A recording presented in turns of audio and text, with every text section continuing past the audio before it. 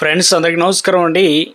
ఇప్పుడే అందిన వార్త ప్రముఖ తెలుగు సీనియర్ నటుడు అన్నమాట గుండెపోటుతో అకాల మృతి లేటెస్ట్ అప్డేట్ అయితే రావడం జరిగిందండి.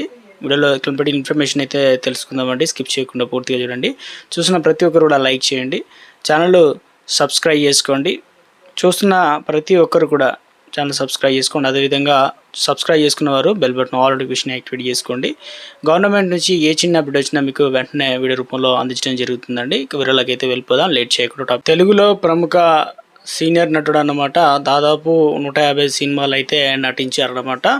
సో ఇక దాదాపుగా ఇతనికి ఆస్తి విలువ 40 కోట్ల వరకు అయితే ఉంటుంది. ఒక రోజుకు ఆదాయం వచ్చేసి నికరంగా 2 లక్షల నుంచి 3 లక్షల వరకు అయితే ఆదాయం అయితే ఉంటుంది.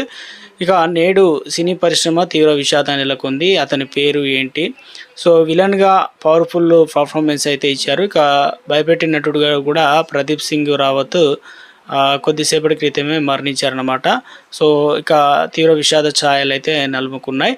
ఇక్కడ వచ్చేసి ముఖ్యంగా ఇందులో 1985లో క్యారెక్టర్ ఆర్టిస్ట్గా కెరీర్ స్టార్ట్ చేశారు ప్రదీప్ రావత్. ఈయన తెలుగులో చాలా మంచి సినిమాలు అయితే చేయడం జరిగింది. మంచి పేరు గుర్తింపు అయితే వచ్చిందనమాట. ఇతని పూర్తి పేరు వచ్చేసి ప్రదీప్ రామ్ సింగ్ రావత్ అని కూడా పిలుస్తాం. ఇక మధ్యప్రదేశ్ జబల్పూర్లో ఆయన పుట్టిందనమాట 2004.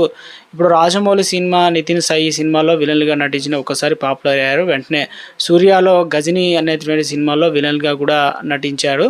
మరింత స్టార్డమ్ తెచ్చుకున్నాడు. అక్కడ నుంచి వరుసగా తెలుగులో వచ్చేసి తమిళంలో, హిందీ, కన్నడం, మలయాళం సినిమాల్లో విలన్గా వచ్చాడు. మధ్యలోనే కొన్ని కమెడియన్ పాత్రలు కూడా చేశాడు ప్రదీప్ రావత్. ఈ సినిమాలో ఇతని నటనకు బెస్ట్ నంది అవార్డు కూడా రావడం జరిగింది. ఛత్రపతి శివాజీలో విలన్గా రోల్ పోషించాడు. నటుడికి మరింత ఫేమ్ ఇచ్చిందన్నమాట.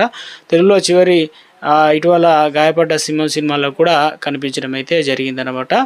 సో ఇక ప్రదీప్ రావత్ మరణాన్ని బాలీవుడ్ నటులు యశ్ పాల్ శర్మ ప్రకటించారు. 74 వయసులో అనారోగ్య గుండెపోటుతో మృతి చెందడం అయితే అతని ఆత్మకు శాంతి చేకూరాలని పలువురు నివాళులు అయితే అర్పిస్తున్నారన్నమాట.